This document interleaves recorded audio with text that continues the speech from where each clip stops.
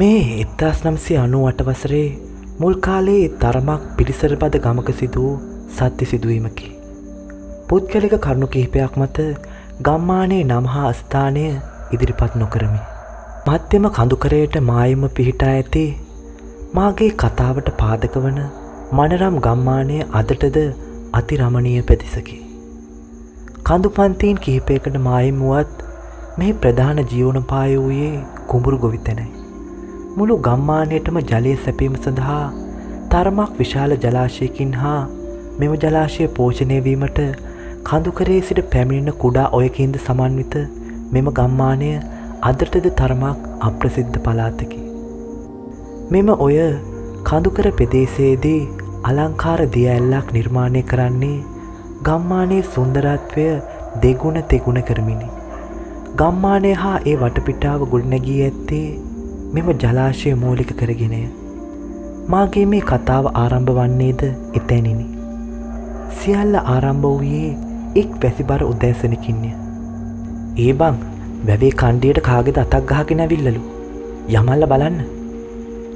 ගමේ තරුණ මහලු සියලු දෙනා අතර මෙම කතාව විදුලියක්සේ පැතිර ගියේ මෙම උදෑසනයි. එහෙමත් පාවෙනවද බං? කාගෙද? කාට හරි කරදරයක්ද?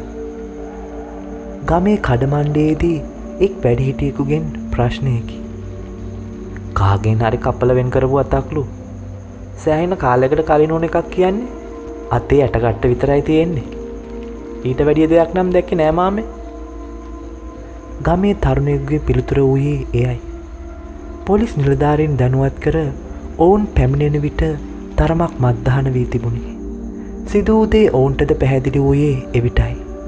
ගමේ කාන්තාවන් කිහිප දෙනෙකු උදෑසනම රෙදි සේදීම සඳහා වැව් ඉවරට පැමිණි විට දැක තිබුණේ වැලමිට ආසන්නයෙන් තියුණු ආයුධයකින් කපා වෙන් කර තිබුණු මිනිස් අතකි. පොලිස් නිලධාරීන් දුටුවේ අතේ ඉතිරි වී තිබෙන්නේ අස්ථි කොටස පමණක් බවයි. එම නිසාම මෙය කලකට ඉහතදී සිදු වූ දෙයක් ලෙස නිගමනය විය. නමුත් මෙය කාගේද? මෙහි පැමිණියේ කෙසේද යන්න කාටත් සිතාගත නොහැකිය. මෙහි ඇති අභිරහස් බව නිසාම මෙයට ප්‍රධාන පොලිස් පරීක්ෂකවරයෙකු යෙදවීය. ඔහු හා ඔහුගේ කණ්ඩායම මෙහි පැමිණෙන විට තරමක් දවල් වී තිබුණද ගම්වැසියන් සියල්ලම තවමත් මෙහි රැස් වී සිටියහ. මෙම අභිරහස් අත පරීක්ෂා කළ ඔහුගේ පළමු නියෝගය වූයේ පොලිස් කිමිදුම්කරුවන් ගෙන්වා වැව සෝදිසි කරන ලෙසටයි.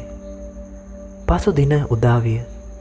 සියලුම ගම්වැසියන් වැව් කණ්ඩියට රැස්ව සිටියේ සිදුවන්නේ කුමක්දැයි දැක ගැනීම සඳහාය. පොලිස් කිමිදුම්කරුවන් අතින් සිය කාර්ය ආරම්භ විනි. කාලය සෙමෙන් ගෙවී යන්නට විය. නමුත් මල සිරුරක් හෝ සැක කටයුතු කිසිවක් හමු නොවුනි. නමුත් දහවල වන විට වැව මැද කොටසේ සෝදිසි කරමින් සිටි කිමිදුම්කරුවා සැක කටයුතු යමක් නිරීක්ෂණය කළේය.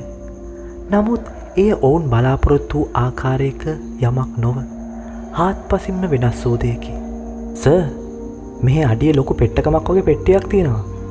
ඒක ටිකක් ලොකු ගල් වගේකට දම්වැලකින් ගැට ගහලා. මෙම කිමිදුම්කරුවාගේ ප්‍රකාශය සියල්ල උඩු යටිකුරු කිරීමට සමත් විය. පොලිස් ප්‍රධානියාගේ නියෝගය ලැබිණි. සියල්ලම එකතු වී මෙම තරමක විශාල යකඩ පෙට්ටිය ගොඩට ගැනිනි.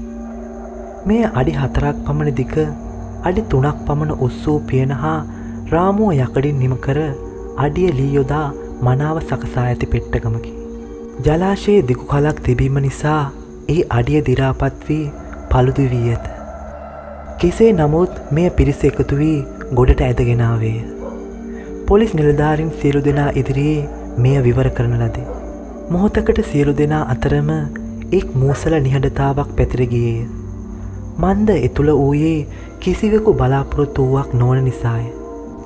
ඒ අඩංගු වූයේ තියුණු ආයුධයකින් කැබලිවලට කපාවෙන් කර ඇති මිනිස් අස්ථි සමූහයකි. අත්පා හදවතාවට අස්ථි හා අනෙකුත් සිරුරේ සියලු අස්ථි වෙන් කර කපා ඇත. හිස පෙට්ට ගමේ ඉහළින් තබා තිබුණි. මෙය ගමේ සියලුම දෙනා බීතියෙන් මුසපත් කිරීමට සමත් විය. පෙට්ට ගමේ අඩියේ ඇති සිදුරෙන් අතෙහි අස්ථි කැබැල්ල විල්ලිවුරට ගසායමට ඇති බව අනුමාන කළේ. හදිසි මරණ පරීක්ෂකට දැනුම් දෙන්න. මේ ඉන්න ගමේ කට්ටිය අයින් කරන්න දැම්මා. ප්‍රධාන පොලිස් පරීක්ෂක මහතාගෙන් නියෝගය ලැබුණි. හදිසි මරණ පරීක්ෂකවරයා පැමිණෙන විට හවස් විය. නමුත් ඔහු පැමිණ අස්ථි පරීක්ෂා කර මෙම අස්ථි කොටස් කාන්තාවක්ගේ බව නිගමනය කළේ. මෙම අස්ථි කැබලි පරීක්ෂා කරන විටදී එක් විශේෂ දෙයක් සිදුවිය. ඒ මෙම පෙට්ටගම ඇතුළත තිබූ වීදුරු බෝතලයක් නිලධාරින් අතින් බිඳී යාමයි. තරමක් අඳුරු පැහැගත් බෝතලයක් වූ මෙය මෝඩිය ලාකඩ මගින් මුද්‍රා තබා තිබුණි. අත්වැරදීමකින් මෙය බිඳීම හා ඒ තුළ යමක් දෝවිලි දුමාරයක් ලෙස පරිසරයට එකතුවීමත් ෂණයකින් සිදුවිය. නමුත් මෙම අවස්ථාවේ එය වැදගත් දෙයක් යයි කිසිවෙකු සිතුවේ නැත. මේ වන විට නිලධාරීන් හමුවේ තිබූ අපහසුම කාර්ය වූයේ මෙම අස්ථි කාගේද යන්න සැකහැර දැන ගැනීමයි. සියලු අස්ථි කොටස් පිළිවෙලකට බිම අතුරන ලදී. මරණ පරීක්ෂණ සාක්ෂි විමසීම ආරම්භ කළේ. මුලදී මෙය සාමාන්‍ය සාක්ෂි විමසීමක් පමණක් විය. පොලිස් නිලධාරීන් හටද මෙම ගමේ අතුරුදහන් වූවන් පිළිබඳ හෝ පැමිණිලි කිසිවක් මීට පෙර ලැබී නොතිබිණි. එම නිසා මියගියේ කවුරුන්දැයි නොදැන අනුමාන කිරීම මත පමණක්ව පදනම්ව ගම්වැසියන්ගෙන් ප්‍රශ්න ඇසීම ආරම්භ විය. නමුත් මේ මොහොතේ කවුරුත් බලාපොරොත්තු නොවූ එක් බිහිසුණු සිදුවීමක් සිදුවේ යැයි කිසිවකුත් නොසිතන්නට ඇත. සැන්දෑ සමය එළඹීම ආරම්භ වූවා පමණි. මරණ පරීක්ෂකවරයා තවමත් ප්‍රශ්න ඇසීම අවසන් කර නැත. ගම් වැසියන්ද වටපිටාවට වී බලා සිටින්නේ කිසිවක් සිතාගත නොහැකිවයි. නමුත් එක්වරම රැස්ව සිටි ගම්වැසියන් පෙරලාගෙන එක් පුද්ගලයෙක් දිවාවේය. මහන්සිය නිසා හතියරමින් පිස්සෙකුමෙන් දිවා ඔහු මිනි අස්ථි කැබලි අසල සිහි නැතිව එක්වරම ඇද වැටුණි. නිලධාරීන් ඔහුව ඉවත් කිරීමට සිතුවා පමණි. නැවත නැගී සිටි ඔහු සියලු දෙනා දෙස බැලුවේය. සරමක් පමණක් ඇඳී වයස අවුරුදු 60ක පමණ වූ ඔහුගේ ඇස් ලේරතු පැහැගෙන ඇත. ඔහු කෙරෙන් දිස් වූයේ උමතු පුද්ගලයෙකුගේ ලකුණුය. රැස්ව සිටි සියලු දෙනා දෙස බැලූ ඔහු එක්වරම උමතුවෙන් මෙන් කෑගසන්නට විය. උන් මාව මැරුවා. මගේ ළමයි කෝ? යකෝ මම නන්දා. ගමේ තොපි මට උදව් කළේ නෑ. මම තොපෙන් පලිගන්නව යකෝ. විශාල හුහඬක් තැබූ ඔහු එක්වරම ඉනෙහි තිබූ තිවුණු පිහියක් ගෙන සිය ගෙල එකවරම කපා ගත්තේය. උණුසුම් රුධිරය දසත ගලා යන්නට වූයේ ඔහුගේ දිවි තොර කරමිනි. ලේ සෑම තැනම විහිදී යද්දී එම නාඳුරන පුද්ගලයා මැරී වැටුණි. සියලුම පොලිස් නිලධාරීන් හා ගම්වැසියන් මෙය දැක බියෙන් සලිත විය. කීප දෙනෙක්ම නිවෙස් බලා දිව යන්නට වූයේ අප්‍රමාණ බියකිනි. මෙම පුද්ගලයාගේ කටහඬ තරමක් ගොරෝසු පිරිමි හා කාන්තා හඬ දෙකක එකතුවක් ලෙස ඇසුණු බව අදටද මෙහි සිටි පුද්ගලයන් දිවුරයි. ඉක්මනින්ම ඔහුව පරීක්ෂා කළද තුවාලය බරපතලය. එම පුද්ගලයා මිය ගොසිනි. කිසිවෙකුටත් කළ හැකි දෙයක් නොවීය. ප්‍රධාන පොලිස් පරීක්ෂක හමුවේ විශාල ගැටලු සහිත මරණ දෙකක් ඉතිරි කරමින් දිනය නිමාවිය. නමුත් ඔවුන් නොදැන සිටි කරුණ නම් මෙය බිහිසුණු කාලයක ආරම්භයක් පමණක් බවයි. පොලිස් නිලධාරීන් හට පරීක්ෂණ ඉදිරියට ගෙන යාමට තිබූ එකම මාර්ගය සියදිවි නසාගත් මිනිසාගේ මුවින් පිට වූ වචන කිහිපය පමණි. සෙවීම් ඇරඹිනි. ඔය බෙල්ල කපාගත්ත එකා නම් ගමේ මහ නොසණ්ඩාලුන්ගෙන් එකෙක් මහත්තයෝ. ඕකට කියන්නේ පොඩි මල්ලි කියලා. ඕකුන් කළු මුදලාලිගේ පුතාගේ ගෝලයෝ. ඒත් ඕකට එවලේ උනේ මොකක්ද කියලා නම් අපිටත් හිතාගන්න බෑ. ගමේ පන්සලේ විහාරාධිපති ස්වාමින් වහන්සේ පොලිස් නිලධාරීන් හට දැනුම් දුන්නේ මියගිය පුද්ගලයා ගැන ඇසූ ප්‍රශ්නයට පිළිතුරු වශයෙනි. එතකොට නන්ද කියන්නේ කවුද? ප්‍රධාන පොලිස් නිලධාරීතුමාගෙන් නැවත පැනේකි. නන්ද කිව්වේ නන්දාවතී කෙල්ලට වෙන්න ඕන. ඒනම් මේ ගමේ මීට අවුරුදු 4කට වගේ කලින් හිටිය ගෑනු කෙනෙක්. මිනිස්සේ අතුරුදහන් වුණාට පස්සේ ළමයි දෙන්න එක්ක ආගිය අතක් නැති වුණා. ගමේ උන්නම් කිව්වේ කොහෙද දුර නෑදෑ කෙනෙක් ළඟට ගියා කියලා. ගමේ ලොකු හාමුදුරුවන්ගේ පිළිතුර පරීක්ෂණ ඉදිරියට කරගෙන යාමට මාර්ගයක් පාදා දුනි. පොලිස් ප්‍රධානියාගේ පළමු නියෝගය වූයේ නන්දා යන අය පිළිබඳව සෙවීම ආරම්භන ලෙසයි. අවාසනාවකට මෙන් මේ පිළිබඳ පරීක්ෂණ සිදුවයේ ඉතා මන්දගාමීවය. සති කිහිපයක් කිසිදු විශේෂ සිදුවීමකින් තොරව ගත වී ගියේය. නමුත් ගමේ වැව් ඉවුරේ රාත්‍රියේ සැරිසරන කාන්තාවක් පිළිබඳ කටකතා කිහිපයක්ම පැතිරෙන්නට විය. මෙම කටකතා සියල්ල ඇත්තක් කරමින් නැවත මුළු ගම්මානයම බියෙහි ගිල්වමින් එක් සිදුවීමක් සිදුවිය. එය මෙසේය. ගමේ කළු මුදලාලි නොහොත් පටබැඳිගේ අප්පුහාමි යනු සල්ලි හා දේශපාලන බලය සහිත ධනවත් පුද්ගලයෙකි. ඔහුගේ පුතා ගමේ මැරවරයකු හා සල්ලාලයෙක් ලෙස ප්‍රචලිතය. ගමේ එකම සහල් මෝල හිමි මොවුන් ගමේ මිනිසුන්ගේ වී ඉතා අඩු මුදලට මිලටගෙන නැවත විකුණා විශාල ලාභ ලැබීය. කළු මුදලාලිගේ පුතා පටබැඳිගේ සරත් අප්පුහාමි ගමේ නීති විරෝධී ක්‍රියා බොහොමයකට සම්බන්ධ පුද්ගලයෙකි. ගමේ කසිප්පු ජාවාරම එයින් එකකි. සරත්ගේ විශ්වාසම ගෝලයා චුට්ටේ මෙම කසිප්පු ව්‍යාපාරය භාරව සිටියාය. කන්දෙන් ගලා එන ඔය වැවට එකතුවෙන ස්ථානය ඔවුන්ගේ කසිප්පු පෙරීමේ නවාතැන් පෙළවිය. අදද චුට්ටේ සූදානම් වන්නේ මෙම ස්ථානය බලා යෑමටය. රාත්‍රී 9ට පමණ කළු මුදලාලිගේ නිවසින් සීනි ගෝනියක් කරේ තබාගෙන චුට්ටේ පිටත්වීමට සූදානම් විය. චුට්ටේ අයියේ පොඩ්ඩක් පරිස්සමින්. වැව්යුරේ දැන් අමුතු සිද්ධි 2-3ක්ම වෙලා තියෙනවා. කවුද ගෑනු කෙනෙක් දැකලා ගමේ කොල්ලෝ 2-3 දෙනෙක්ම බය වෙලක් තියෙනවා. සරත්ගේ එක් ගෝලයෙක් පිටත්වීමට සූදානම් වන චුට්ටේ දැක පැවසීය. ඒ ගෑණි අපේ ගමේ හිටිය නන්දක්ක වගේ කියලා මටත් 2-3 දෙනෙක්ම කිව්ව බං. තවත් එක් අයෙක් පැවසීය. නන්දායන නම ඇසීමෙන් චුට්ටේ කලබල විය. නමුත් කිසිත් නොකියා නිසොල්මනේම චුට්ටේ පිටත් විය. චුට්ටේ වැව් ඉවුරට පය තැබුවේද නන්දා ගැන සිතමිනි. වැව් ඉවුර වෙනදාමෙන් නොව අද ඇත්තේ අමුතු මූසල ගතියකි. ඉඳහිට කැලෑවෙන් ඇසෙන බස්සෙකුගේ කෑකසීමක් විනා වෙන කිසිදු හඬක් නොවීය. නිහඬවම සීනි මිටියද කර තබාගෙන වාඩිය දෙසට යන චුට්ටේට ඇසුනේ කවුරුනෝ ඔහුගේ නම කියූ හඬකි. ඔහු එකවරම හිටි තැනම නැවති වටපිට බැලුවේ කිසිත් සිතාගත නොහැකිවය. දැකීමට කිසිවෙකුත් නැත. ඔහු නැවත සිය ගමන ආරම්භ කරන්නට සිතුවා පමණි. නැවත ඔහුට ඔහුගේ නම පවසනු ඇසිනි. නමුත් මෙවර එය ඉතා පැහැදිලි වැසිනි. එය කාන්තා කටහඬකි. එම හඬේ ඇත්තේ හුරු පුරුදු බවකි.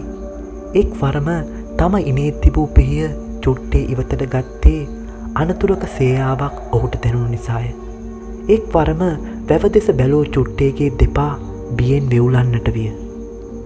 තැනින් තැන ඉරී ගිය හැට්ටයක් හා චීත්තයක් හැඳ කොණ්ඩය මදක් අවුල් වී ගිය කාන්තාවක් වැවේ සිට ගොඩට ඇවිදගෙනේ. ඇගේ හිසකෙස් මගින් මුහුණේ අඩක්ම වැසී ඇත. නමුත් බියජනකම කරුණ වූයේ ඇගේ ගෙල තිවුණු ආයුධයකින් කපා දමා තිබීමයි. එය මේ මොහොතේ උනාක් මෙන් ලේ ගලායයි. අඩක් ජලයේ සිට සෙමින් ඇවිදමින් ජලයෙන් ඉවතට පැමිණි ඇය චුට්ටේ දෙස මොහොතක් බලා සිටින්නට විය. චුට්ටේ උන් තැනම පිළරුවක් මෙන් එම කාන්තාව දෙස බලා සිටින්නට වූයේ ඔහු ඇයව හඳුනන බැවිනි. එමෙන්ම ඔහුගේ අවසානය ළඟා වී ඇති බවද චුට්ටේට දැනුනි. ඔහු උන් තැනම දනගසා ගත්තේ වෙන කළ හැකි කිසිවක් නොවූ නිසාය. නන්දා මට සමාවයක්. අපි මොනව කරන්නද බං? සරත් මහත්තයනේ බං කිව්වේ අපිට සමාවයක්. චුට්ටේගේ මුවින් එකවරම ආයාචනයක් කඳුළු අතරින් නැගින්නට විය. චුට්ටේගේ මුවින් එක් අවසන් බිහිසුණු විලාපයක් හාත්පස පැතිර යන්නට වූයේ ඔහුගේ අවසානය සනිටුවන් කරමිනි. මේ සියල්ල දෙස එක් අයෙක් වැව් ඉස්මත්තේ සිට බලා සිටියේය. ඔහු ගමේ මාළු අල්ලන තරුණයෙකි.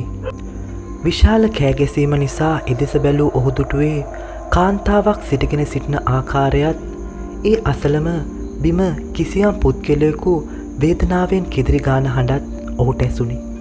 එක් වරම කාන්තාරුව සෙමින් වැව දෙසට ගමන් කර තරුණයා බලා සිටියදීම නොපෙනී ගියේ. කිසිවක් සිතාගත නොහැකි වූ ඔහු එක්වරම උමතුවෙන් ගමේ විහාරස්ථානයේ දෙසට දිව යන්නට විය. ලොකු හාමුදුරුවනේ ඉක්මනට එන්න වැව ළඟ කාට හරි කරදරයක්. තරුණයෙක් ඉක්මනින් විහාරස්ථානයේ ආවාසකයේ දොරට ගසමින් කෑ ගැසුවේය.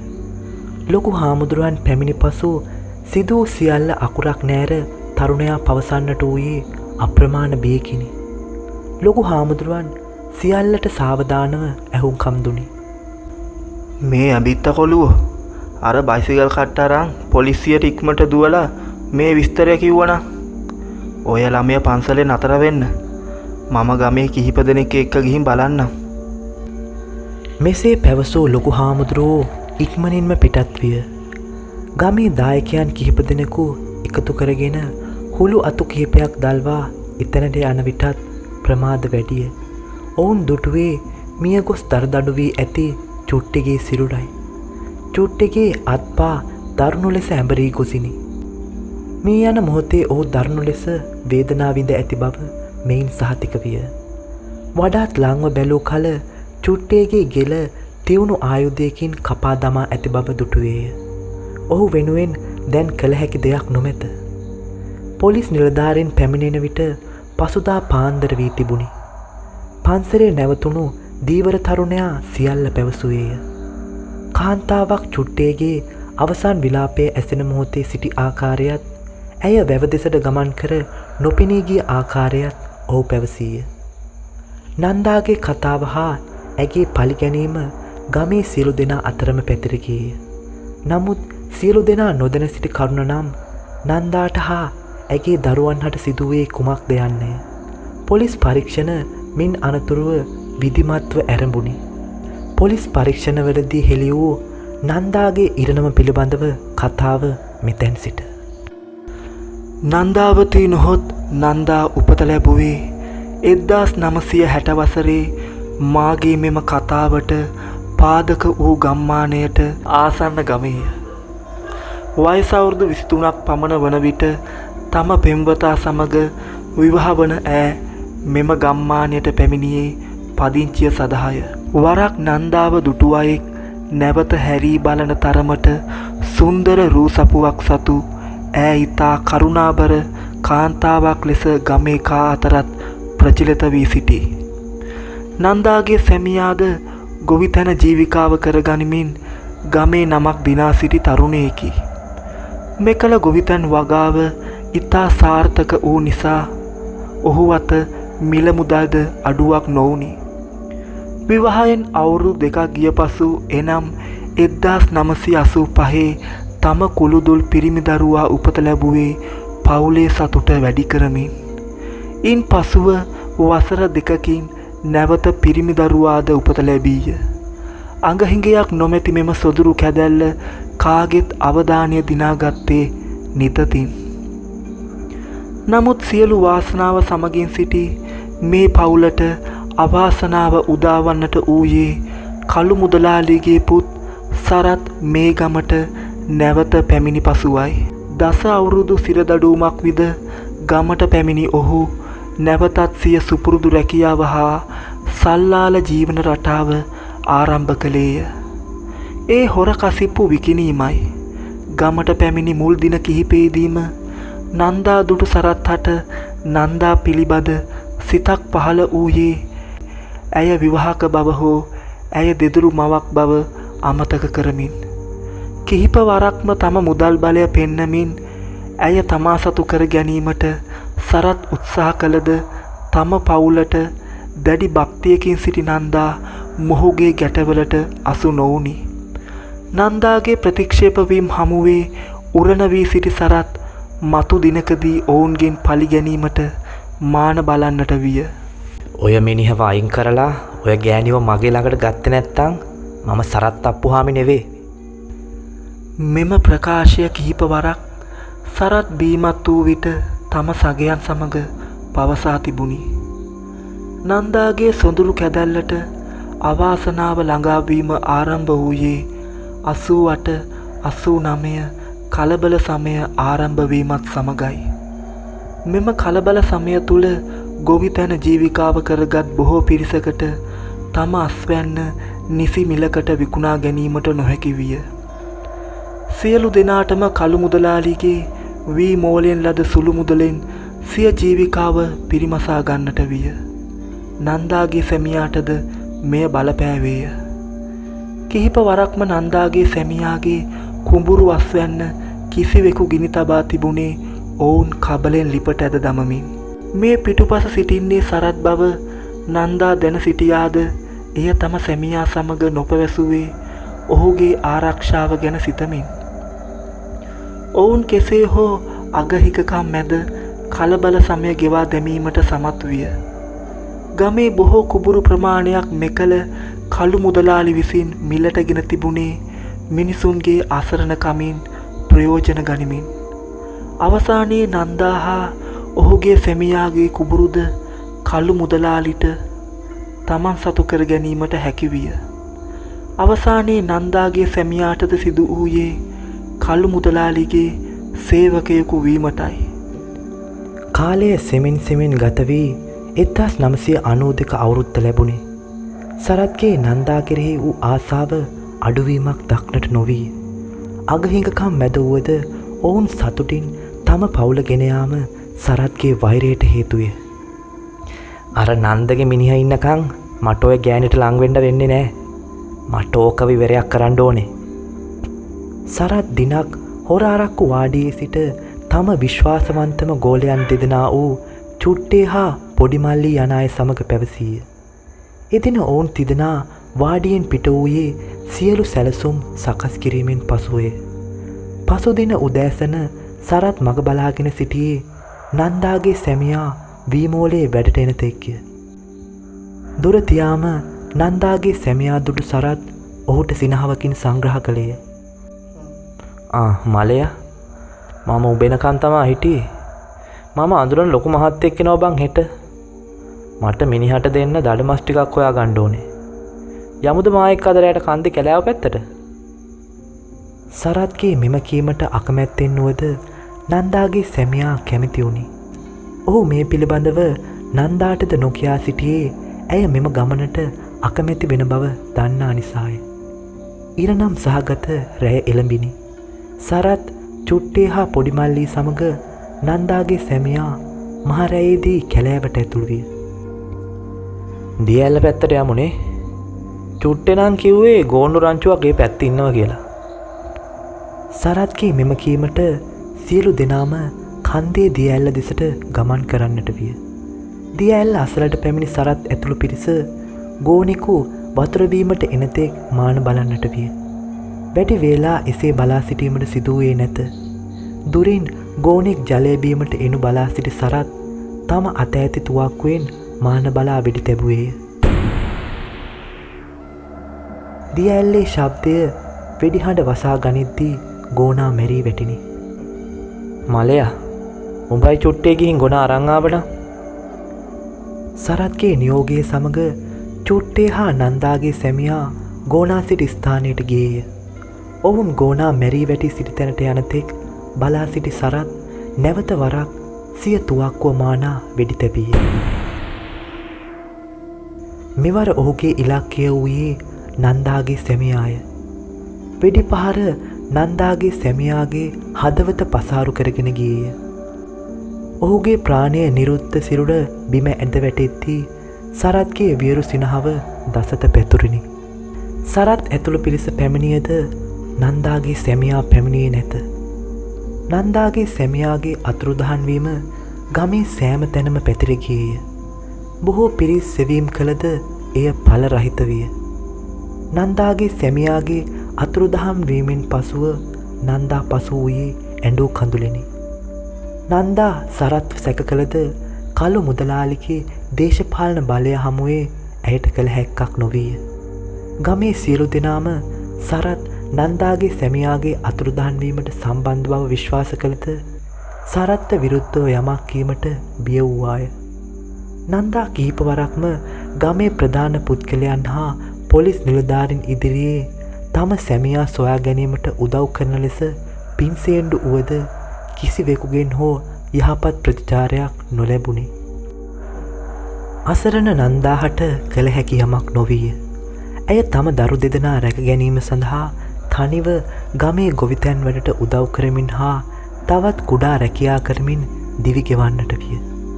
තවත් වසර 1.5ක් අපහසුවෙන් ගිවුණි. සරත් සිතුවේ නන්දාගේ සැමියා මියගේ පසු නන්දා තමන් සතු කර ගැනීමට පහසු වෙතැයි කියාය. නමුත් නන්දා විසින් සරත් පිළිකුල් කරන චරිතයක් බවට පත්විය. නන්දා අහිමිවීම පරාජයකට වඩා තමාට සිදු වූ මදි පුංචිකමක් ලෙස සරත් සිතුවේය. එම තීරණාත්මක දිනය එළඹුණි. සරත්ගෙන් දිනෙන් දින සිදුවන පීඩන හමුවේ නන්දා තීරණය කළේ කිහිප දිනක් සිය නෑදෑ නිවසකට ගොස් පැමිණීමට සිතාය. මෙම දින සවස නන්දා හා දරු දෙදෙනා මේ සඳහා නිවසින් පිටත්වීමට සූදානම් වුණි. නමුත් මේ බව කෙසේ හෝ සරත්ට ආරංචි වූයේය. මම ඕකිව බලෙන් හරි ගන්නව චුට්ටේ. වරෙන් යන්න. මේ බව දැනගත් සරත් හොඳින් මත්පැනින් සප්පායම්ව නන්දා සොයා නන්දාගේ ගෙදර යන්නට විය. සරත් සමග චුට්ටේ පොඩිමල්ලි හා උපාලි නම් ඔහුගේ තවත් ගෝලයෙක්ද විය. නන්දාගේ නිවස පෙනෙන මානයට ආ සරත් ඇතුළු පිරිස අසල වූ කැලෑවක සැඟවුණි. මම නන්ද එලියට එනකං ඉඳලා ඒකිව අල්ල ගන්නවා. උඹලා පොඩි උන් දෙන්නව අල්ල ගනින් හරිද? පස්සේ අපේ වැඩේ කරගෙන ඕකුම් අතාරිමු. මේ කිසිත් නොදත් නන්දා සූදානම් වූයේ නිවසින් පිටවීමටය. දරු දෙදෙනාද සමගින් නිවසින් එලියට එනවත් සමගම පිටුපසින් පැමිණි සරත් ෂණිකව නන්දාව අල්ලාගත්තේය.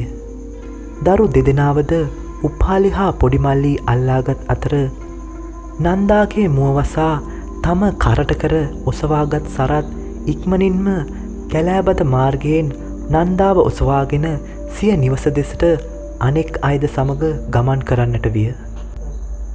කළු මුදලාලි හා ඔහුගේ පුතාගේ නිවස පිහිටා තිබුණේ ගමේ අනෙක් නිවාසවලින් ඈත්ව තරමක් කන්දට වෙන්නටය. විශාල ඉඩමක් වූ එය එක් පසකින් කුඹුරු සමූහයකට හා අනෙක් පසින් කන්දට දිවෙන ඝන වනාන්තරයට මාහිම් විය. නන්දාව ඔසවාගත් සරත්ගේ නැවතුම වූයේ මෙම නිවසයි. කිසිවෙකුට නොපෙනෙන පරිදි නන්දාව ඔසවාගෙන ආ සරත් ඇයව උඩුමහලේ කාමරයට දමා දොර වසා දැමීය. මේ කිසි දෙයක් නොදැන බියෙන් සිටින ළමුන් දෙදෙනා බිම් මහලේ කාමරයක වසා දමන ලෙස සරත්ගේ නියෝග ලැබුණි. චුට්ටේ, උඹ මම කියපු විදිහටම මේකගේ ඇඳුම් බඩු මුට්ටු ඉසිකල්ල දාපන්. හෙට ඉඳලා ගමේ කතාවක් යවපන් මේක කොහෙද දුර නෑදෑ ගෙදරක යනව දැක්ක කියලා. සරත් සියල්ල සැලසුම් කර තිබුණි. එතකොට සරත් අයියේ ළමයි චුට්ටේ බියෙන් මෙන් පැනයක් නැගිය. උන්ව මම කන්ති දිවියන්ට කන්න දානවා. ළමයි නෙවේ මොකා හිටියත් අද ඉඳන් මේ ගෑණි මගේ. සරත් ආසාව නිසා සිය විකල් වූ පුද්ගලයෙකු මෙන් කෑගැසුවේය. චුට්ටේ හට වෙනත් ප්‍රශ්න ඇසීමට තරම් ශක්තියක් නොතිබුණි. සියල්ල අවසානයේ සිය ගෝලයන් තිදෙනා සමග මත්පැන් බෝතලය විවර කරගත්තේ මදුවිතෙන් මත්වීම සඳහාය. අවසානයේ බලෙන් හෝ ඔහු නන්දාව ගෙනවිත් තිබුණි. ඔහුට සිතුනේ එයයි. නමුත් සිදුවූයේ කිසිවෙකුත් බලාපොරොත්තු නොවූ සිදුවීමකි. ඉහළ මාලයේ කාමරයේ සිරවී සිටින නන්දා හට පහළ මාලයේ පිරිස මදු විතෙන් සප්පායම් වන හැටි හොඳ හැටි ඇසේ. ඇය අසරණව බලා සිටියේ වෙන කළ හැකි යමක් නොතිබූ නිසාය. ඇයට කල්පනා වූයේ ඇගේ දරු දෙදෙනායි. මත්පැනින් මත් වූ සරත් අවසානයේ නැගී සිටියේ නන්දා රඳවා සිටින කාමරය කරා යාමටයි. තමන්ට නන්දාව ඕනෑම කාලයක් මෙම නිවසේ සිරකරගෙන සිටිය හැකි බව ඔහු දැන සිටියේය. නමුත් නන්දාව තමන් සතු කර ගැනීමට එක් බාධාවක් ඇත. ඒ ඇගේ ළමුන් දෙදෙනාය. නන්දාගේ සැමියාගෙන් නිදහස් වූ අයුරින්ම ළමුන් දෙදෙනාගෙන්ද නිදහස්වීමට සරත් කල්පනා කළේ එම නිසා විය හැකි. උඹලා දැන් මර ළමයි දෙන්න අරගෙන කන්දේ උඩහට යන්න ඕනේ. ගිහින් දිවියෝ ඉන්න හරියට අතහැරලා දාපන්. දිවියෝ ටික ඉතුරු හරිය බලාගනි. සරත්ගෙන් නියෝගය ලැබුණේ. ඒත් සරත් අයියේ උන් පොඩි ළමයිනේ. චුට්ටේ අසරණව ඇසුවේ වෙන කළ හැකි යමක් නොතිබූ නිසාමය. ළමයි තමයි යකෝ. ඒක තමා ප්‍රශ්නේ. උඹල කියන නන්දව මේක ඇතුළෙම මම තියාගෙන ඉඳි ඒකගේ ළමයිලා තිර කරගන්න කියලාද? ඵලයව. ඊයින් කියපු දේ කරපියව. මෙසේ පැවසූ සරත් චුට්ටේට පහරක් ගැසීය. චුට්ටේ ඇතුළු පිරිස පහළ මාලයට ගමන් කළේ වෙන කළ හැකි දෙයක් නොමැතිව සරත්ගේ නියෝගය ඉටු කිරීම සඳහායි. අවසන් වරට සරත් බලා සිටියේ චුට්ටේ ඇතුළු පිරිස ළමුන් දෙදෙනාද කරතියාගෙන කැලයට ඇතුළු වන අයුරේ. සරත් ඉහළ මාලයට ගොස් නන්දා සිටි කාමරයේ දොර විවර කළේය.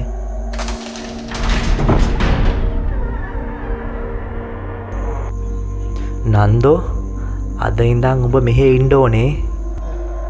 සරත් කාමරයට මෙසේ පවසා ඇතුළුවත්ම නන්දා ඔහුව තල්ලු කර කාමරයෙන් ඉවතට දිව යන්නට වූයේ. මගේ ළමයි කෝ කියපන් තිරිසනා මගේ ළමයි කෝ. නන්දා කෑගසමින් සිය ළමුන් සොයන්නට විය. නිවස පුරා දිව ගියද නන්දාහට සිය ළමුන්ගේ සලකුණක් හෝ නොමැති බව ඇයට අවබෝධ වුණි. සරත් නන්දා පසුපස කෝපයෙන් දිව ආවේ ඇයව අල්ලා ගැනීම පිළිබඳ සිතමිනි. නන්දා තරමක් විශාල පිහියක් ගෙන එය සරත් දෙසට දිගු කළේ ඔහුගෙන් ආරක්ෂා වීමට සිතාගෙනය.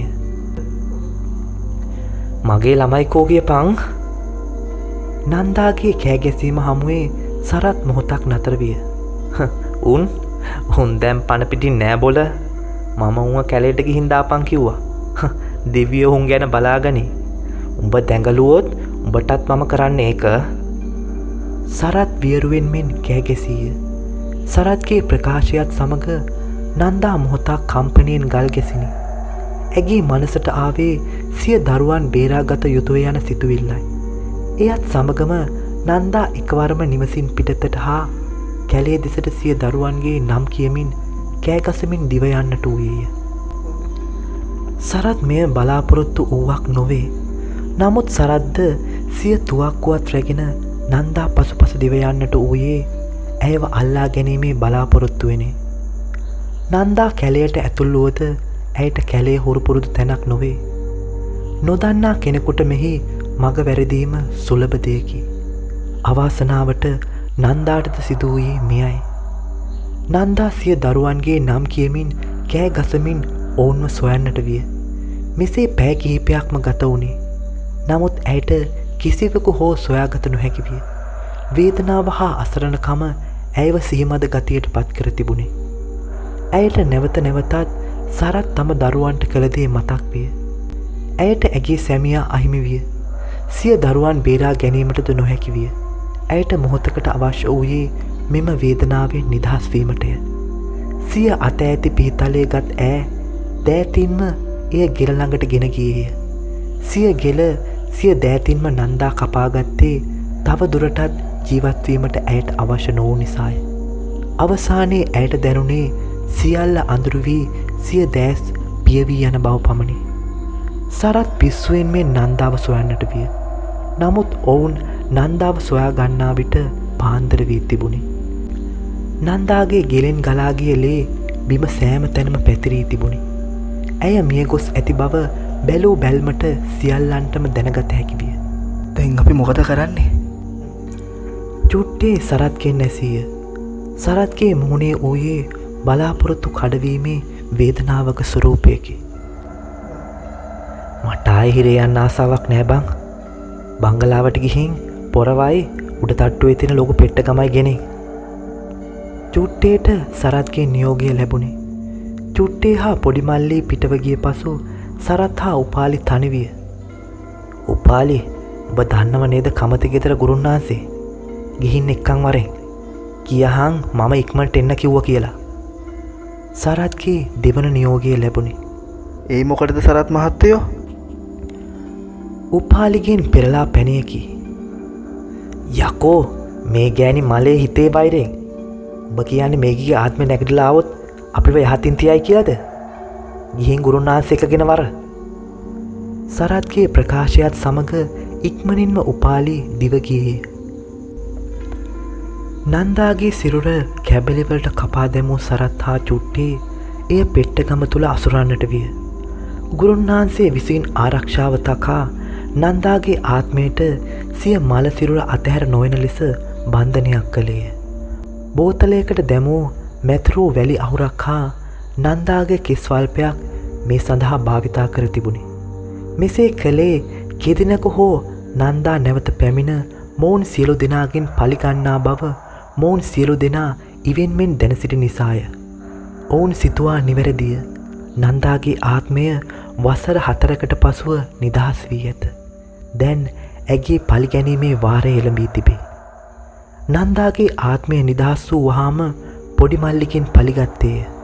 මරණ පරීක්ෂණ අතරතුර ආවේශයෙන් මෙන් පැමිණ සිය ගෙල කපාගත්තේ ඔහුය. චුට්ටේ ගෙන්ද මේ වන විට පලිගෙන අවසන්ය. දැන් ඉතිරිව ඇත්තේ සරත්, උපාලි හා ගුරුන්නාන්සේ පමණකි. චුට්ටේගේ මරණය හා නන්දාගේ ආගමනය මුළු ගම්මානයම බියෙන් සලිත කිරීමට සමත් විය. සරත් වහාම තමාගේ ආරක්ෂාවට කළ යුතු දෑ පිළිබඳ ගුරුන්නාන්සේ වෙත ගියේය. චුට්ටේගේ මරණයෙන් පසුව පොලිස් පරීක්ෂණ ආරම්භවීම නිසාම පොලිස් නිලධාරීන් සිටියේ සියලු දෑ ගැන අවධානයෙනි. ගමේ බොහෝ දෙනාද රාත්‍රී කාලයේ වැව අසල ගමන් බිමන් යෑම සිදු නොකළේ නන්දාගේ ආත්මයට ඇති බිය නිසාය. නමුත් තරුණකමට රාත්‍රිය වැව අසලට ගිය කිහිප දෙනෙකුම මේ වන විටත් නන්දාව දැක තිබුණි. ඇය එසේ දැකි සියලු දෙනාගෙන්ම අසා තිබුණේ එක පැණියකි. ඒ මගේ දරුවෝ දෙන්න දැක්කද? යන පැණියයි. නමුත් ඇගින් මේ කිසිවෙකුටත් කරදරයක් වී නොතිබුණි. මේ සිදුවීම් මුළු ගමේම පැතිර ගියේය. මේ අතර සරත් ගුරුන්නාන්සේ හමුවී තමාට ආරක්ෂාවක් කරගත්තේය. එමෙන්ම නන්දාගේ ආත්මය නැවත හිරකිරීමේ වගකීමද ගුරුන්නාන්සේ පාර ගන්නා ලදී. ඒ සරත්ගෙන් තරමක විශාල මුදලක් බලාපොරොත්තු වෙනි. එම නිසාම එක් දිනක් රැයක කමතේ ගෙදර ගුරුන්නාන්සේ වැව් ඉවුර බලා පිටත් වූයේ නන්දාගේ ආත්මය නැවත සිරකිරීමේ බලාපොරොත්තු වෙනි. තමාගේ සුපුරුදු ආවතේවකරු නොමැතිවීම නිසා ගුරුන්නාන්සේ මදක් අසතුටු වුවත් තමාගේ ශාස්ත්‍රයේ කෙරේ විශ්වාසය තබා මෙම කාර්ය ආරම්භ කළේ. කොළුවෝ, උඹ මොන දේ වුණත් මම කියන දේට පිටින් මුකුත් කරනව එහෙම නෙමෙයි. අද මේ අපි දගලන්න යන්නේ එසේ මෙසේ ආත්මයක් එක්ක නෙවෙයි. ඒක නිසා සූදානම් ශරීරයෙන් ඉදහන්. කී ගුරුන්නාන්සේ පූජාවට අවැසි කළමනා සූදානම් කර පූජාව ඇරඹීය. සියල්ල සකසා ආත්මයට ආරාධනා කරන මැතිරීම ආරම්භ කළේ. මුලදී කිසිවක් සිදු නොවීය. මන්තර කිසිවකට යටත් නොවන ආකාරයක් පෙන්වමින් නන්දාගේ සලකුණක් හෝ නොවීය. නමුත් සියල්ල වෙනස්වීමට ගත වූයේ මොහොතකි. එක වරම වැවෙහි ජලය කැළපෙන හඬක් ඇසුණි. ගුරුන්නාන්සේට තමාගේ කාර්ය සාර්ථක වීගෙන එන බව දැනුනි. නමුත් කමතේ ගෙදර ගුරුන්නාන්සේ මින් පෙර කිසිදු දිනක නොදැකි පරිදි ඔහුගේ ඉදිරියෙන් වැව් ජලය දෙබෑ කරමින් නන්දා ගොඩට එන්නට විය. ඇගේ සිරුරෙන් මේ මොහොතේද ජලය වෑහි. ඇගේ කෙලෙහි ඇති කැපුම් පාර මේ මොහොතේ උනාක් මෙන් ලේ ගලා යයි. මේ දුඩු දර්ශනය ගුරුන්නාන්සේ මොහොතකට කම්පනයට පත් කිරීමට සමත් විය. සිය දිවියේ බොහෝ අත්දැකීම් මොහොත තිබුණද මෙය ඒ කිසිවකට සම කළ නොහැකි බව ඔහුට දැනුනි. ගුරුන්නාන්සේට නොදැනීම ඔහුට මන්තර වැරදුනි. බන්ධනයේ සියලු බල බිඳ වැටුනි. ගුරුන්නාන්සේට එවර සිය දෙවියන් සේවිය. තමාට පළමු වරට සිදු වූ වරද නිසා තම දිවියෙන් වන්දි කෙවීමට සිදුවන බව ඔහුට දැනුනි.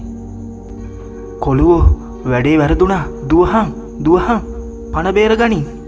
ගුරුන්නාන්සේට කිව හැකි වූයේ එපමණකි. ආවතේව කොළුවා පසුපස නොබලා එක හුස්මට දිව යන්නට විය. නමුත් නන්දා ගුරුන්නාන්සේ අසල නතර විය. "කෝමගේ දරුවෝ කියපන්." නන්දාගේ ආත්මය තරමක බියකරු ස්වරූපයෙන් විමසුවේය. ගුරුන්නාන්සේ නැවත මන්තරයක් මතුරන්නට විය. එයද වැරදුනේ. නන්දා තවත් අවස්ථාවක් ඔහුට නොදිනි. දෑතින්ම ගුරුන්නාන්සේගේ ගෙල අල්ලාගත් නන්දාගේ ආත්මය එය තදින් මිරිකන්නට විය. ගුරුන්නාන්සේගේ අවසන් මර ලතෝනියත් සමගින් ඔහු අවසන් හුස්ම හෙළීය. ආවතේව කොල්ලා විගසින් දිවගියේ පන්සල දෙසටය. දෙවන වරටද නන්දාගේ ආත්මය නිසා පන්සලේ ලොකු හාමුදුරුවන්ට මැදිහත්වීමට සිදුවිය.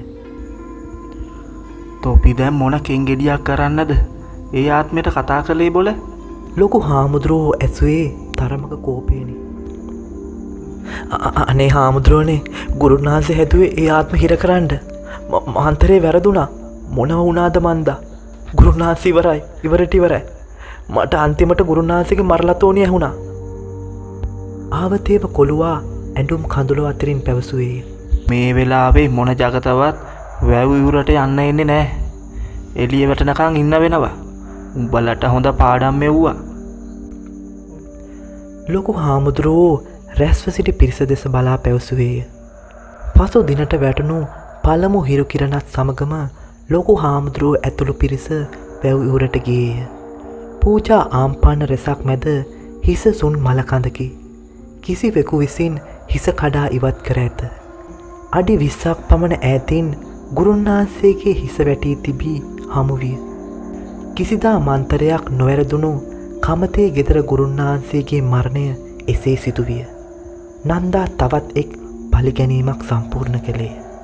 මේ සියල්ල ඉක්මනින්ම සරත් හටද ආරංචි විය. තමාට හිතවත් ගුරුන්නාන්සේට සිදූ දේ පිළිබඳ ඔහු කම්පා විය. ඒ ගුරුන්නාන්සේට ඇති හිතවත්කම නිසා නොව තමාට සහය ගැනීමට කිසිවෙකු නැති නිසාය. සරත් හට හිතේ හැටියට මුදල් ඇත. පිරිස් බලය ඇත. එහෙත් කිසිවක් කළ නොහැකි ලෙස ඔහු අසරණව සිටි. ඔහුට මෙම කාර්ය සම්පූර්ණ කළ හැකි වෙනත් අයෙක් සොයාගත යුතුය. නමුත් ඔහුට ගුරුන්නාන්සේගේ වැකියක් නිතරම සිහිවුණි. මම මේ ගේ සීමාව ආරක්ෂා කරලා තියෙන්නේ. මේක ඇතුළට එනව බොරු මොන ආත්මයක්වත්. ඒත් සරත් මහත්තයා මේ ගේ සීමාව පැන්නොත් මට බේරන්න බෑ. ගුරුන්නාන්සේගේ මෙම ප්‍රකාශය ඔහුට නිරතුරුවම මතක් විය. තම ජීවිතයට ඇති ආසාව නිසාම සරත් නැවත සිය නිවසේම සිරකරුවෙකු විය. මේ අතර උපාලිට මේ සියල්ල ආරංචි වුවද තමන්ගේ ආරක්ෂාව වෙනුවෙන් කළ හැකි දෙයක් නොවිය. වරක් දෙවරක් උපාලි සරත් හමුවීමට ගොස් ගමෙන් ටික කලකට පිටවී සිටීමට මුදල් ස්වල්පයක් ඉල්ලා සිටියද සරත් එයට එකඟ නොවුණි. උඹ ගියොත් මගේ වාඩිය බලාගන්න කවුද? ලෙස සමච්චලයට පැවසූ සරත් උපාලිට වාඩියේ නැවතී සිටීමට අණ කළේ. සරත්ගේ කසිපු වාඩියේ ඉදිරිපස ඉඳගෙන උපාලිය වැව දෙස බලා සිටින්නේ තමාගේ ඉරණම කුමන මොහොතේ විසඳේවිදැයි නොදැනය.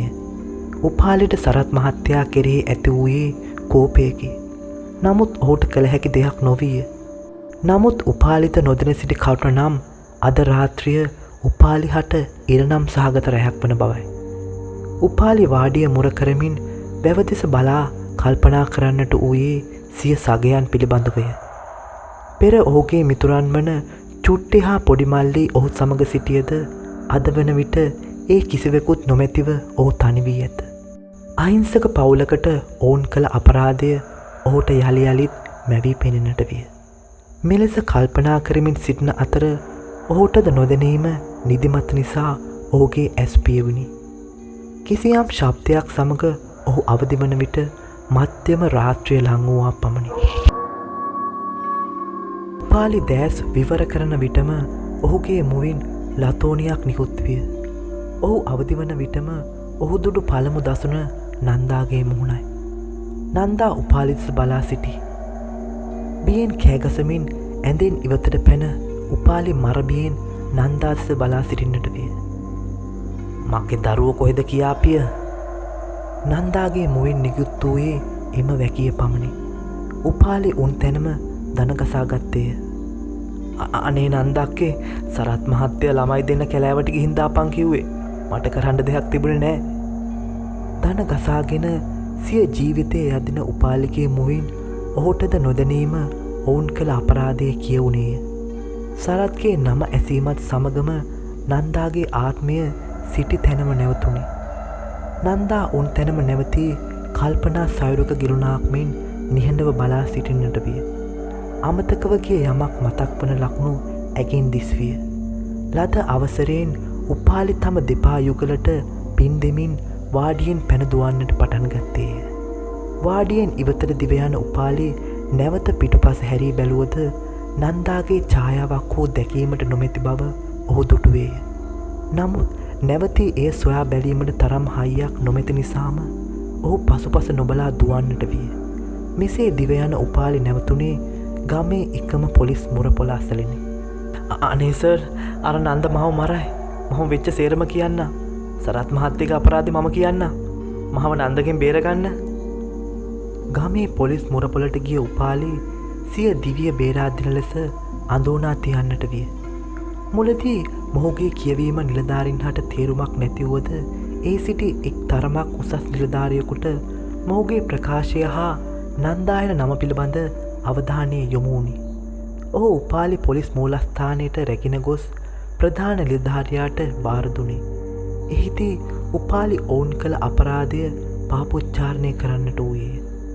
නන්දා මියගිය අයුරු, නන්දාගේ දරුවන්ට සිදු කළ අපරාධය හා ඇගේ සැමියා මරා දැමූ ස්ථානය හා බැලලූ ස්ථානය සියල්ල ඔහු පාපොච්චාරණය කිරීම ආරම්භ කළේය. කාලයේ වැලි තලාවෙන් වැසී යාමට ගිය දරුණු අපරාධයක් හෙළිදරව් වූයේ එලෙසිනි. මේ කිසිවක් නොදත් සරත් මෙම රාත්‍රියේදී සැපසේ සිය නිවසේ සිටියේය. නමුත් ඔහු නොදත් කරුණ නම් කාන්තාවක් ඔහුගේ වත්තට ඇතුළු වන මායිම අසල සිට ක්‍රෝධයෙන් ඔහුගේ නිවස දෙස බලා සිටින ආකාරයයි. කමතේ ගෙදර ගුරුන්නාන්සේගේ අවාසනාවට පෙරදින මන්ත්‍රයේ වැරදුනද ඔහු පලාතේම නමක් ගත් අයකි. සරත්ගේ නිවසට ඔහු කළ ආරක්ෂාව බිඳහෙළිය නොහැකි ලෙස ප්‍රබල වූයේ ඔහුගේ එම දක්ෂතාවය නිසාමය. එම නිසාම නන්දාගේ ආත්මයට සරත්ගේ නිවසට ඇතුළු විය නොහැක. එම නිසාම ඇගේ ආත්මයට ඉවසීමෙන් බලා සිටීමට සිදුවනු ඇත. නමුත් කර්මය මේ කිසිවකට නැවැත්විය නොහැක. උපාලිගේ පාපොච්චාරණය සමග පොලිස් නිලධාරීන් ප්‍රථමයෙන් නන්දාගේ සැමියාගේ සිරුර වැල්ලූ ස්ථානයට ගියේය. එම ස්ථානය සොයා බැලීමේදී මල සිරුරක අස්ථි කැබලි සොයාගත හැකි විය. නන්දාගේ හා ඇගේ සැමියාගේ මරණයට සැකපිට සරත්ට විරුද්ධව වරෙන්තු නිකුත් වුණි. පසුදින සවස සරත් සිය නිවසේදීම අත්අඩංගුවට ගැනීමට පොලිස් නිලධාරීන් උත්සාහ කළේ ඒ ප්‍රතිඵලයක් ලෙසය. ඔහු නිවසින් පිට නොවී සිටීමට හැකි සෑම උත්සාහයක්ම ගත්තද පලක් නොවීය. පොලිස් අත්අඩංගුවට පත් සරත් හට අවසානයේ ඔහුගේ සුරක්ෂිත භූමියෙන් ඉවත්වීමට සිදුවිය. සරත් පොලිස් ජීප් රථයේ නංවාගෙන රැගෙන යන මාර්ගය වැටී ඇත්තේ වැව් කණ්ඩිය මතිනි. මෙතෙක් වේලා පොලිස් නිලධාරීන් හා බහින්බස් වෙමින් සිය විරෝධය පෑ සරත් වැව් කණ්ඩිය මතදී එක්වරම නිහඬ විය. වැව පසුකර යන තෙක්ම නිශ්ශබ්දව සිටි ඔහු ඉන් පසුවද අභිරහස් ලෙස නිහඬව සිටින්නට විය. සරත් පොලිස් මූලස්ථානයට රැගෙන එන තෙක්ම ඔහු මෙසේ නිහඬව ඉවත බලා කිසිවක් නොපවසා සිටියේය. පොලිස් නිලධාරීන් ඔහුගේ මුහුණේ හා ඇවිදීමේ ඉරියව්වල යම් වෙනසක් දුටුවද ඔවුන් ඒ පිළිබඳ වැඩි අවධානයක් යොමු නොකළේය. මේ මිනිහව කූඩුවට දානවා. ප්‍රධාන පරීක්ෂකතුමාගේ නියෝගය මත සරත් සිරකූඩුවට දැමුණි. සරත් පොලිස් පාරයට ගන්නා මොහොතේ සිට සිරකූඩුවට දමන මොහොතතෙක්ම ඔහුගේ හැසිරීමේ වෙනසක් පොලිස් නිලධාරීන් දුටුවද ඔවුන් සිතුවේ සරත් බියෙන් මෙලෙස සිටිනවා යන්නයි. සරත් මේ සම්පූර්ණ කාලය පුරාම සිටියේ ඉවත බලා තමාටම මුමුණමිනි. සරත් වැනි කලබල කාරයෙකුගේ මෙම හැසිරීම නිලධාරීන් මවිත කරවීමට සමත් විය. අවසානයේ සිරකූඩුවට දැමූ සරත් සිරකූඩුවේ මුල්ලකට වී සිය දෑත් හා දෙපා වකුටු කරගෙන මුමුණමින් සිටියේ. සෙමෙන් මධ්‍යම රාත්‍රියද උදාවුණි. මේ වන විටත් පොලිස් මූලස්ථානයේ රාජකාරියේ සිටියේ නිලධාරීන් කීප දෙනෙකු පමණි. එක් වරම කිසිවෙකුගේ මරලතෝනියක් ඇසුනි. ඒ සරත් රඳවා සිටින සිරමැදිරිය දෙසිනි. ඉතා වේදනාත්මක වූ එම හඬ කාන්තා හඬකට මදක් සමාන විය. එක් වරම සියලු නිලධාරීන් එදෙසට දිව යන්නට විය. සිය ජීවිතයේ බොහෝ දරුණු දෑ මෙම නිලධාරීන් දැක තිබුණද ඔවුන් එදින දුටුවේ සිය දිවියේ අමතක නොවන දසුනකි. සරත් එක් මුල්ලකට වී සිටී. ඔහු සිය මුවෙන් තම දකුණතෙහි මැණික් කටුව දෙපස හපා තුවාල සිදු කරගෙන ඇත. ලේ ගලන දකුණතෙහි මැණික් කටුව දෙපස සිය මුවෙහි තබා තව තවත් ගැඹුරට තුවාල සිදු කර ගනී. ඔහුගේ කට දෙපැත්තෙන් ලේ වැක්කිරෙන්නේ සියලු දෙනාහට අමනුෂ්‍යයෙකු සිහිගන්වමිනි. එක් වරම සිය ක්‍රියාව නැවැත් වූ සරත් සිය හිස උඩ අතට හරවා විශාල වූ හඬක් පිට කළේය. නැවත නිලධාරීන් දෙස බැලූ ඔහු මරනවා මුව මරනවා මගේ දරුවෝ නැති කරපු මුව මරනවා. මෙලෙස සරත් කෑගැසුවේ කාන්තා හඬකිනි. ඉන් පසු නැවත සිය දකුණත සපා කෑම හා ලේබීම ආරම්භ කළේය. අධික ලෙස ලේ වහනය වන ඔහුගේ අතෙහි දැනටමත් දරුණු තුවාලයකි. සිය අතෙහි මස් කමින් හා ලේ බොමින් සිටින සරද්දුරු නිලධාරීන් මොහොතකට කම්පනයට පත්විය. නමුත් එක් නිලධාරියෙක් කෙසේ හෝ කම්පනයෙන් මොහොතකට මිදී පියවි සිහියට පැමිණීමට සමත් විය. ලොකුසරට එන්න කියන්න. ඉක්මට කූඩු වැරලා ඔය අකාව එළියට ගන්නවා. ඉස්පිරිතාලට ගෙනියන්න. ඔහුගේ ප්‍රකාශයත් සමගම සියල්ල ඉක්මනින් ක්‍රියාත්මක විය. එක් අයෙක් ප්‍රධාන පොලිස් නිලධාරියාට දැනුම් දීමට දිව යන විටදී තවත් කිහිප දෙනෙකු සිර මැදිරිය විවර කරගෙන සරත් අල්ලා ගැනීමට ඇතුළට ගියේය. සරත් මෙල්ල කර ගැනීමට නිලධාරීන් 4 දෙනෙකුගේ සහාය අවශ්‍ය විය. සරත් අසාමාන්‍ය ශක්තියක් පෙන්නුම් කරමින් දඟලන්නට උවද කිසේ හෝ සරත් මෙල්ල කරගෙන ජීප් රථයට නංවා ගත්තේ රෝහල කරා ගෙන යාමට සිතාගෙනය. නමුත් සිදු වූයේ කිසිවෙකු බලාපොරොත්තු නොවූ දෙයකි. පොලිස් රථයට වැඩිදුරක් පැමිණීමට නොහැකි විය. සරත් ඉතා ආවේගශීලී ලෙස දැඟලීමට විය. මොහොතකට සරත් අල්ලාගෙන සිටි අයගේ ග්‍රහණයෙන් මිදුණු සරත් පොලිස් රථයෙන් ඉවතට පැන්නේය. එක් වරම රථයෙන් ඉවතට පැනි සරත් මහා හූහඬකින් කෑගසමින් කැලෑව තුළට දිව ගියේය. මේ සරත් පණපිටින් කිසිවෙකු දුටු අවසන් අවස්ථාවයි. එම රැයේදීම මධ්‍යම රාත්‍රියේ ගමේ වැව පිහිටි දෙසින් කිසිවෙකු මාහඬින් කළ වේදනාත්මක කෑගැසීම හා විලාප තැබීම පුරා පැයකට ආසන්න කාලයක් කිහිප දෙනෙකුටම ඇසී තිබේ. නමුත් ඒ පිළිබඳව සොයා බැලීමට කිසිවෙකු ඉදිරිපත් නොවී තිබුණේ නන්දාගේ ආත්මයේ වියරුව පිළිබඳ සියලු දෙනාම දැන සිටි බැවිනි. පසු දිනට 5 විය. ගමේ කීප දෙනෙකුම පන්සලට රැස් වූයේ පෙර රැයේ ඇසුණු හඬවල් පිළිබඳව ලොකු හාමුදුරුවන් දැනුවත් කිරීම සඳහාය. කිසිවෙකුත් තනිව යෑමට බිය විය. හා යමල්ලොක බලන්ඩ කියූ ලොකු හාමුදුරුවන් ඉක්මන් ගමනින් පෙරමග ගත්තේය. උදෑසන කාලයේ අවසන් භාගයේ සියලු දෙනා වැව අසලට රැස් වූයේ මෙහි ප්‍රතිඵලයක් ලෙසය. කිසියම් බිහිසුණු දෙයක් සිදුවී ඇති බව වැව අසලදීම සියලු දෙනාටම වැටහිනි. ලේ සලකුණු සෑම තැනකම දක්නට ඇත. ඒ සමගම තරමක් දුරින් කිසිවෙකුගේ නිසල සිරුරක් බිම වැතිරී තිබේ. ඒ අසලද ලේ සලකුණු සෑම තැනම ඇත. රැස් වූ සියලු දෙනා මෙම සිරුර කාගේද යන්න අඳුර ගැනීමට සමත් විය. ඒ සරත්ගේ නිසල මල සිරුරයි. සරත්ගේ හිස කඩා අනෙක් පසට හරවා ඇත. යටි අතට වැටී ඇති සිරුරෙහි ගෙල උඩුවතට සිටින ලෙස කඩා හරවා තිබීමම මේට බිහිසුණු බවක් එක් කිරීමට සමත් විය. සරත්ගේ හිසෙහි දෑස් වෙනුවට ඇත්තේ ලේ පමණි. කිසිවෙකු විසින් සරත්ගේ දෑස් ගලවා දමා ඇත. මීට අමතරව ඔහුගේ සිරුරේ සෑම තැනම සැපීම් සීරීම් හා තැලුම් තුවාල බොහොමයකි. මීට අමතරව සරත්ගේ කිලිහි තියුණු තුවාලයකි. එහි දක්නට ඇත්තේ මස් හා ලේ පමණි. පසුව අනාවරණය වූ පරිදි සරත්ගේ උගුරු දණ්ඩ සිරුරේ නොතිබුණු බවත් එය කඩා ඉවත් කර ඇති බවත් අනාවරණය විය. ලේ විලක් මැද බිහිසුණු මරණයක් අත්කරගෙන සිටි සරත්දුටු බොහෝ දෙනෙක් බියෙන් එතැනින් ඉවත් විය. තවකෙක් මේ පිළිබඳ පොලිසියට දැනුම් දීම සඳහා දිවගිය අතර තවකෙක් මේ පිළිබඳව කළු මුදලාලි හට දැනුම් දීම සඳහා පිටව ගියේය. රැස්ව සිටින කිසිවෙකුට මේ සිදු කළේ කවුරුන්ද යන්න කිව යුතු වූයේ නැත. නන්දා සිව්වන පලිගැනීම සම්පූර්ණ කළ බව සියල්ලෝම මේ මොහොත වන විටත් දැන සිටියේය. පොලිස් නිලධාරීන් පැමිණ සරත්ගේ මල සිරුරෙහි කොටස් රැගෙන ගිය අතර සරත්ගේ වියෝව සම්බන්ධයෙන් ගම්මානයේ බොහෝ දෙනෙකු හිත යටින් සතුටු විය.